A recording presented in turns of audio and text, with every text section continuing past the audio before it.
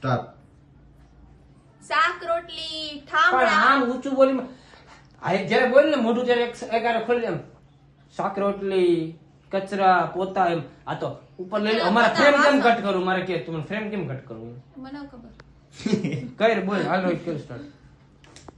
Start.